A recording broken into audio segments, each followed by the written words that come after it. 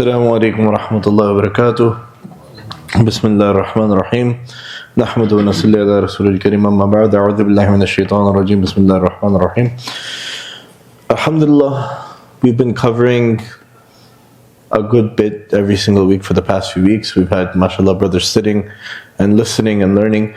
For me, whenever we have this session, the main thing for me is if I can learn, right? The speaker should be able to learn himself and, gain benefit. Because you don't want to be a person who's like, oh, okay, well, I'm only here for the people so they can listen to me. You don't ever want to be that person. You want to keep your intention clean and clear. So our beloved Prophet Muhammad sallallahu alaihi wasallam, he had many Sahaba. The numbers range close to 100,000 plus, right? And Sahaba ranging from people you will hear stories about, like Ma'bad radhiyallahu anha, who was a woman in the desert who she didn't write, she described the way the Prophet ﷺ looked, how beautiful he was. And it was written down, and it's repeated of how beautifully she saw him. And who would think that a Bedouin woman in the desert would be remembered thousands of years later by Muslims, just because of the way she saw the Prophet ﷺ and how she explained how he looked.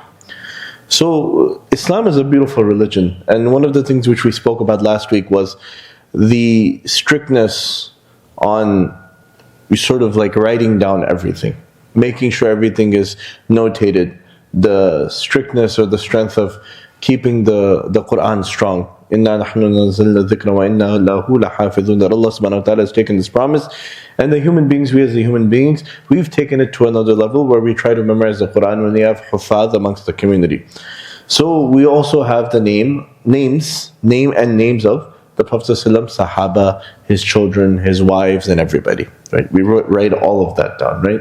Hadith, they have chains of narration and everything, right? So the Sahaba, there were 10 Sahaba who were promised Jannah within their lifetime and within the lifetime of the Prophet ﷺ. The Prophet ﷺ is mentioned to have said that the Sahaba are just and pious, and whomsoever amongst them you shall follow, you shall be guided. The highest of the Sahaba for us is Hazrat Abu Bakr radiallahu anhu. That whenever anything happened, Hazrat Abu Bakr radiallahu anhu would drop everything for the Prophet sallallahu alaihi wasallam. So amongst the 10 there were Sahaba who were given the glad tidings of Jannah within the lifetime of the Prophet ﷺ. The first one was Hazrat Abu Bakr radiallahu anhu. The next one was Hazrat Umar ibn al-Khattab radiallahu anhu. Then there was Hazrat Uthman radiallahu anhu, Hazrat Ali radiallahu anhu, Hazrat Talha bin Ubaidullah radiallahu anhu, Hazrat Zubair, Hazrat Abdurrahman ibn Auf, Hazrat Sa'd bin Abi Waqas radiallahu anhu, Hazrat Sa'id bin Zayd, and Hazrat Abu Ubaidah bin al-Jarrah radiallahu anhu. And these Sahaba would learn the religion of Islam from the Prophet ﷺ. When somebody was bestowed with this rank, even the Sahaba didn't take it lightly, that they had a lot of respect. That there's a story of Hazrat Umar radiallahu anhu where he was passing through one time, and Hazrat Khawla radiallahu anha, who was the woman for whom, Qutayba, do you know what surah was revealed for her? Qad Sami Allah, Surah Mujadila. Yeah, Hazrat Khawla radiallahu anha. Hazrat Khawla radiallahu anha was the woman who, at the time of the Prophet ﷺ, in pre-Islamic Arabia, they used to have something called talaq zihar. Talaq zihar. That if a man said certain words, that the woman would become absolutely haram for him. Absolutely haram. Right? Am I right? So what's it called? And this was something the Prophet ﷺ broke. That the words which would be uttered would be something close to that you are like my mother's back for me. That a man would say this to his wife, and his wife would become absolutely haram. No possibility of ever having any sort of reconciliation. If he just said that once, that was it. And so this happened to Hazrat Khawla radiallahu anha, and she came to the Prophet ﷺ, and she was complaining. And the wife, one of the wives, I believe it was Hazrat Aisha radiallahu anha, she was, combing his hair and stuff.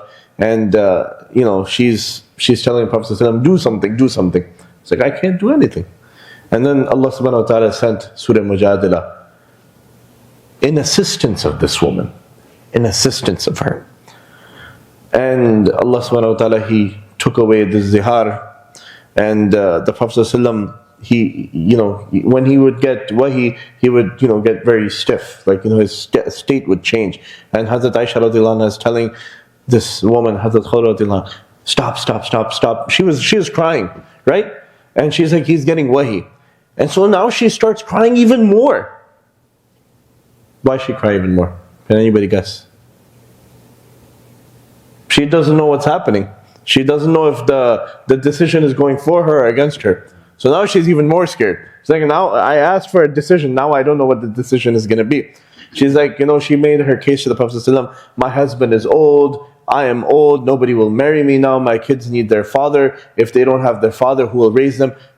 The father figure in the life of the children is very important. We understand that as Muslims. So she's making her case. She's like, I can't go back to my parents' house. They're elderly. All of these things, right? And so Allah subhanahu wa ta'ala gave the decision in her favor. So when Hazrat Umar radiallahu anhu was stopped by her, and she's very angry at him, she's yelling at him, you're the Amir al-Mu'mineen, what kind of decisions are you making? And, everything. She held him for hours. Sometimes when an auntie, she gets angry at us for something we did maybe in the community or something, right? Or maybe we teased her son or something, and she just goes at us, do you not have any sense? What did you say to my son? Everything, from A to Z, everything. She takes out the laundry of the next door neighbor on us too. We didn't even do it. And he's like, oh, he did this, why didn't you stop him, and everything, right? She's going at Hazrat Umar radiallahu anhu. So Hazrat Umar radiallahu anhu's companion was with him. He's like, Ya Amir al-Mu'mineen, why didn't you tell her you have important work? You have to take care of everything. He said, do you know who she is? He said, no. He said, she is the one for whom Quran was revealed in her favor. He said, I can't just walk away from her. So the Sahaba understood the rank of the Sahaba. They understood the rank of the Sahaba. And it is incumbent upon us that we show respect to the Sahaba radiallahu ta'ala anhum ajma'in. Yes, they were human. All humans make mistakes.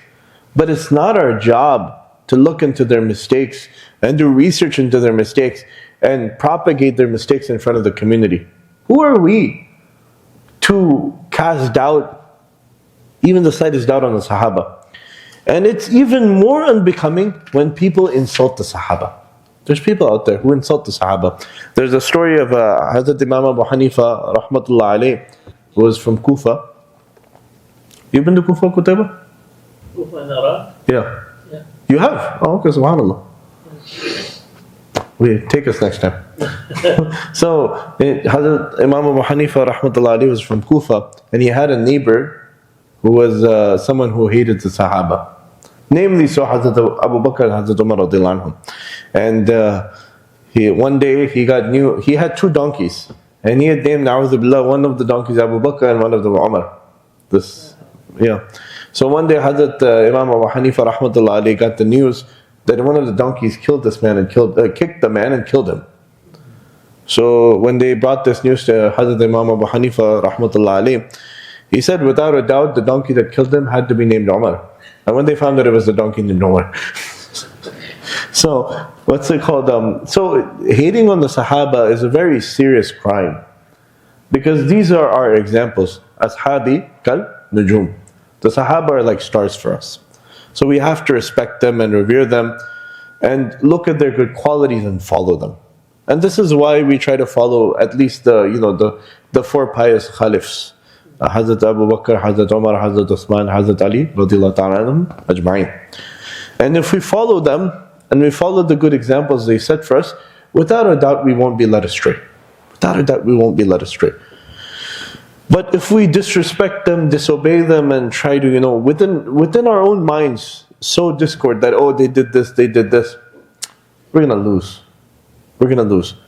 And so, this is why, as knowledgeable as Imam Abu Hanifa rahmatullah alayhi was, he was a tabi'ir. He was the one who saw the Sahaba. He was not a Sahabi. So we would always hold a Sahabi in respect and rank above Hazrat Imam Abu Hanifa, Hazrat Imam Malik, Hazrat Imam Shafi, Hazrat Imam Ahmad ibn Hanbal, Hazrat all of these ulama, great ulama, Hazrat Imam Bukhari. because this is the way Allah subhanahu wa ta'ala meant for it to be. And this is not a decision for us to make. Allah subhanahu wa ta'ala chose the Sahaba. He chose them one by one by their qualities. Right? And I believe we mentioned last week the story of Hazrat Abu Bakr radiallahu anhu, and even in Jummah I mentioned it. Hazrat Abu Bakr and Hazrat Umar radiallahu anhu, how happy they were when the Prophet ﷺ, when, what's it called? Hazrat Umar radiallahu anhu, was so happy when Hazrat Abbas accepted Islam because he was the uncle of the Prophet ﷺ. And when Hazrat Abu Bakr's own father accepted Islam, he wasn't as happy. He would have been happier if the Prophet ﷺ would have been made happy by his uncle Abu Talib accepting Islam. So this is the muhabbat they had. That they were so selfless, they put the love and the happiness of the Prophet ﷺ above their own happiness.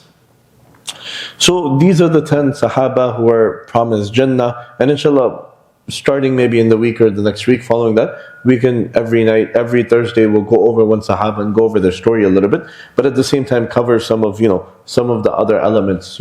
I want this to be more comprehensive when we have, inshallah we'll try to keep the sessions 20 minutes, but keep them comprehensive, that they cover a few things. Like I want to go over how to bury someone. I want to go over how to do the ghusl of somebody who's passed away. Omar, you know how to do that, right? You haven't done it? Ever? Anybody has done the ghusl for a deceased? Here? You have? You did it for? My brother, and I've done a couple here at the masjid. Okay, alhamdulillah, that's good. It's, for the brother, it must have been tougher, right? Yeah, it was, but I think knowing that inshallah he will be a shaheed, gives you like an honor that alhamdulillah, you wash the body of a shaheed, inshallah. Alhamdulillah, that's good. Allah subhanahu wa ta'ala give him a lofty rank in Jannah. Okay, so one of the things which we went over is, but we'll go over it again, is taqdeer, fate. Allah subhanahu wa ta'ala, He has knowledge over everything. Allah subhanahu wa ta'ala, He has knowledge over everything. Allah subhanahu wa ta'ala has given us the willpower and the ability to make our decisions, for good or for bad. We have the option when we go out to go find a halal place to eat, or either we have the option to go to a place which may not be halal, and we may justify it in our mind, and we can go eat there. But this is a decision Allah subhanahu wa ta'ala has given us. Allah subhanahu wa ta'ala has given us the decision to come to the masjid to come pray, or either on a Friday night, today's Thursday, but just in general, on a Friday night come pray Isha at the masjid, or on Friday night go to a khan. All of these decisions are there for us. They're for us to make. Allah subhanahu wa ta'ala, He favors us with this ability to make decisions. And at the same time, if we make the right decision, we see what happens in our life, the blessings that come. We may not see them today, but we'll see them eventually. For example, a child. We have children, right? For those who don't, Allah subhanahu wa ta'ala grant them children. We have children. We send them to a good Islamic school, or we send them to a madrasa or a maktab. We may not see the results today, but 20 years from now, we will see the results of how they become outstanding citizens in society, and they take care of their prayers. At that time, it might have seemed like, we could have just kept them at home or sent them to public school and it would have been fine, and not send them to madrasa, they would have been fine. But when we see the results 20 years later, we see, I made the correct decision which Allah subhanahu wa ta'ala gave me the option for. Allah subhanahu wa ta'ala's favors are by Allah subhanahu wa ta'ala's will alone, and no misfortune can happen except by the will of Allah subhanahu wa ta'ala. Therefore, we should not despair over any misfortune or boast over any favor. This teaches us that we should be thankful to Allah subhanahu wa ta'ala for His favors and patient over any misfortune. A lot of times we think of business ideas. Everybody has this entrepreneur inside of them.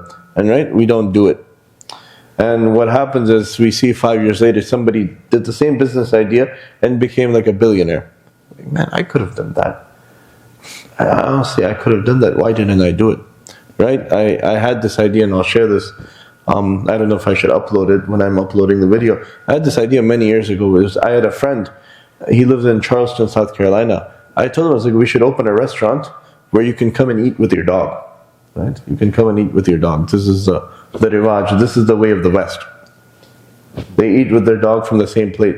So you should open it. You have a chair. The table is sort of like leveled. You have a chair and your dog is a chair and you guys both eat. And we'll cook food for both animals. Oh, that's a crazy idea. He's an American guy. It's a crazy idea, right? Right now they have one of the most successful dog eateries in Charleston, South Carolina. And I sent him that. He's like, Asad, you had a great idea. I should have listened to you. They have in Charlotte, they have a food truck for dogs. The food truck drives around Charlotte and people wait for it so they can buy this gourmet food for their dog. They don't offer any food for humans even. They only offer food for dogs in a food truck. SubhanAllah. So, we have these ideas that come to our mind. Follow through with them. Oh, I could have bought Bitcoin when it was $10 a coin. I didn't buy it. Now it's worth like 27,000. We can have those remorse. But Allah subhanahu wa ta'ala may have saved us from something. If you had bought that Bitcoin, you might have become the most arrogant individual. You might have bought yourself a nice Ferrari and a nice house, but maybe you would be disconnected from the ummah and the community. So Allah subhanahu wa ta'ala saved you from that. So this is why we shouldn't reminisce over things that, what could have been. We take what Allah subhanahu wa ta'ala has given us, thank Him for it, and move along with life. Right? For that one person who only has $10 and he gives $1 in the path of Allah subhanahu wa ta'ala, do you not think in the eye of Allah subhanahu wa ta'ala how much value that has over the person who has $1 million and has a hard time giving $1? So it's about the state and the cases of the hearts. The last day of the Qiyamah. We all know that this world will end, right? This world will end for us when we go and we're put into the graveyard over here. I don't know if they'll have any space left for us in the next few years. But when the world ends, that's it for us. Our chapter is closed. Unless, of course, we have the 3 things which are said in the hadith, a pious child, sadaqah jariyah, something beneficial, things like this. Besides Allah subhanahu wa ta'ala, no one knows when the Qiyamah will come. That we only know what we know. That Hazrat Israel alayhi salam takes the life, and Hazrat Israfil alayhi salam will, blow the sur, the trumpet. Everything of creation will be destroyed. Right? Everything of creation will be destroyed. The earth will be shaken, the earth will be destroyed. All of this will happen. And then when the second time it's blown, everything will come together for judgment in front of Allah subhanahu wa ta'ala. Some of the signs of when the Qiyamah will come is people will disobey their parents and disrespect them. I think Omar will let us know. Are we close to that one? Too close. Too close. Omar doesn't want to say anything. A breach of trust will be common. That's way too common. Way too common. Singing, music, and dancing will become common. SubhanAllah, we see people dancing in the streets. Illiterate people will become our leaders. People will speak of their ancestors and previous pious people. People of low means will begin to boast of high buildings. Unworthy people will be given high post. These are things, I think these are the minor signs. I think we've seen most of these already. Allah subhanahu wa ta'ala protect us. And then also, there's many, the small dajjals will come around, the small imposters. And there's many who've come around. We discussed a few last week, and we won't get into that. And then we'll go over the life after the death, and that's it for tonight. After the Qiyamah, when everything is destroyed, Hazrat Israfil alayhi salam will be ordered to blow the bugle for the second time. Once again, every person that lived on the earth from the time of Hazrat Adam alayhi salam up to the final day will be given a new life. They will gather before Allah subhanahu wa ta'ala for judgment in the Maidan al-Hashr, the field of resurrection. They will be given account of all of their deeds. That is very scary. That is very scary. I was talking with a brother earlier today, and he was talking about, getting burnt by the fire of hell. Inshallah, that's what we're talking about tomorrow in Jummah, is Jahannam. Then we're going to cover other things as well, the current climate as well, to a little bit, to bring it into people's minds, but we're going to cover Jahannam for the most part. That's scary, being judged, because we don't even, we like to say, I know how deep I am in the water with my sins, and how many good deeds I've done. But honestly speaking, I don't feel like I know how well I've done. I feel like I haven't done that well. And being put in front of Allah subhanahu wa ta'ala, where our own body parts will be betraying us, honestly, because we know how bad we've done, that they'll be speaking out against us. because yeah, I might have given that dollar, but I don't know how sincere I was while giving the dollar. Like leading salah, everybody, I don't know why everybody has this desire to lead salah. Everybody wants to be the imam, everybody wants to be a community leader, right? Everybody wants to be the sheikh and sit on the minbar and talk and stuff. I don't understand the infatuation with that. Do people not realize how dangerous it is just to lead salah? How dangerous it is? That if inside of your heart it comes, oh look, I'm leading everybody in salah, everybody respects me, that's why I'm leading. Honestly, that's why I cut the salah short. Something was coming in my mind, it was disturbing my mind, so I was like, okay, in the second rak'ah, وَمَا خَلَقْتُ الْجِنَّ وَالْإِنسَ إِلَّا لِيَعْبُدُونَ, I went to ruku. Something came into my mind, I was like, no, let's finish the rak'ah. It really, I don't understand it, why people have this infatuation where they want to be the imam, and this other infatuation where people love giving fatwa. That this is really dangerous. You're giving, people orders, like this is what they can do, this is what's jaiz, this is what's not jaiz, permissible, impermissible. And if you say something wrong and people follow through with it, you're going to be held responsible. Are you ready to come in front of Allah subhanahu wa ta'ala for a silly fatwa you gave? I'm sorry to say it, people give silly fatwas these days because everybody thinks they're the mujaddid now. Mujaddid, the reformer. Everybody thinks they're the next reformer.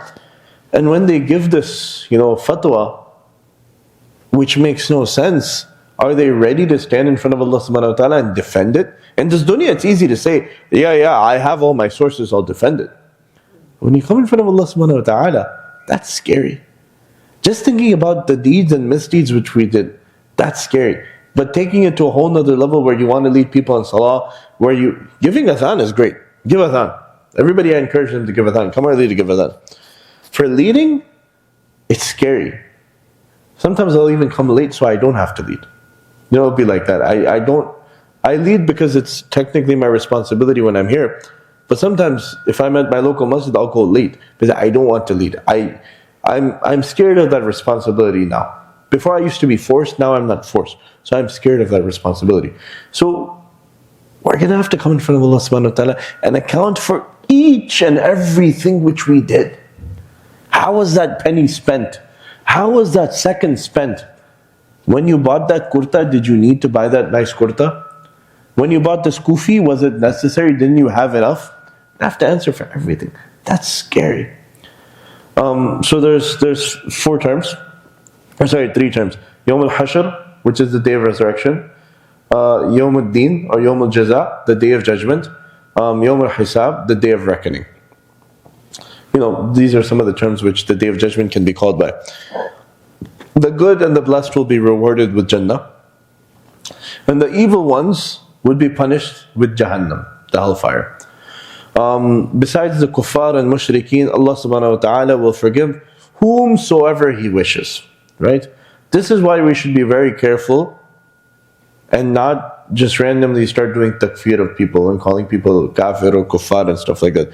This isn't the job of the awam, this isn't the job of anybody. This is the job of the hukumat, or the government. And we don't live in a Muslim country, right? We live in the West. So we should be very careful, and we should at all costs avoid calling people kafir, right? Even amongst the Muslims, if somebody says some words of kufr, we should turn ourselves away from them and be like, brother, pay some heed to what you're saying and fear Allah subhanahu wa ta'ala. And if he continues, then we should let the community know that this person has uttered words of kufr, but we should still refrain from calling somebody a kafir. They may turn back to Allah subhanahu wa ta'ala one day and ask Him for forgiveness, and they may end up in Jannah. So we should avoid, sort of labeling people. This is not our job. The kuffar, plural of kafir, meaning one who disbelieves in Allah subhanahu wa ta'ala, and mushrikeen is the plural of mushrik, the one who associates partners with Allah subhanahu wa ta'ala in His being or in His attributes. So, these are just, we went over taqdeer, we went over the Ashra Mubashara very briefly, not in depth, and then obviously the life after the death, very briefly. If we want to go over these things in depth, we can go over them. But the idea is to sort of give everybody a little bit of a taste, so we will have that zeal to acquire more knowledge. And then inshallah next week we're going to go over the jinn. I know this is people's some people's favorite topic, jinn. And then after jinn, we're going to go over najasa, impurities. I think that's a very important topic, especially living in the West.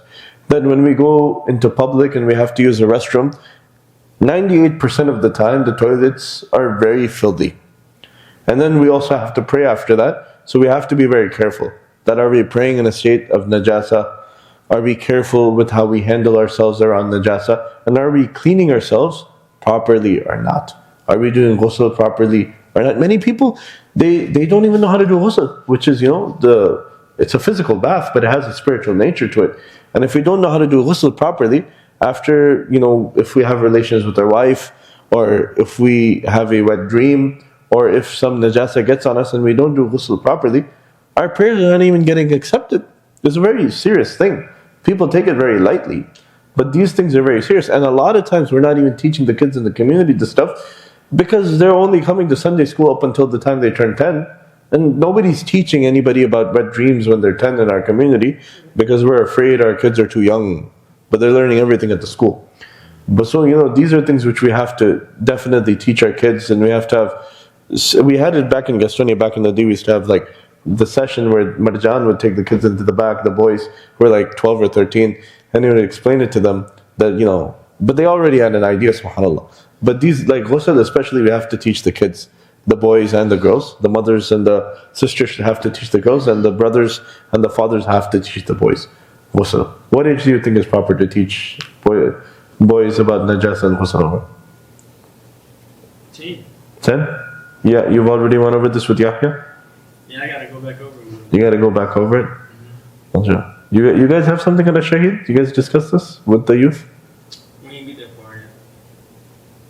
Oh, you guys didn't get that far yet, okay. Did you guys have something here back in the day? Not ghusl. Not about, yeah. Janaba, ghusl, stuff like that, you guys didn't go over it? Surprised? Yeah. I think it's a very important topic because a lot of adults don't even know ghusl. Sheikh Sayyidur Rahman, you remember him, right? Qari? Yeah. One time he was in the masjid and we used to have these classes for adults, right, in Gastonia, and he would go over there. They would be in Urdu, and one time he asked people, what are the three faraid of ghusl? The three faraid of ghusl, and somebody said, he said one time I was somewhere giving a dars and I asked this question, and somebody said, soap, a towel, and water. And it's like the person seriously thought that these were the three faraid of ghusl, that you have to have these things. All joking aside. These are things which you should have, but these are not the faraid of ghusl. So we have to learn these things so, we become pure. Especially on Jummah, we're supposed to come to the masjid after doing ghusl, right? Use your nice soap, use your nice outer and everything. I'm not saying don't do that, but do ghusl. Don't just take a shower, do ghusl. Do ghusl, and then you can still do your shower. And then, people don't, I'm not going to go over the masala because, this masala is not my area of expertise at all. But, if you want to know the masail of, when I do ghusl, is it included in wudu? I will ask the shaykh, I'll have it written down and I'll bring it, and we'll go over that inshallah. But these are things which we should know. That, if I'm doing ghusl, is my wudu taken care of or not? Right? I'll ask the shaykh, and inshallah next week we'll go over that. But we have to know about najasa and stuff like that as well.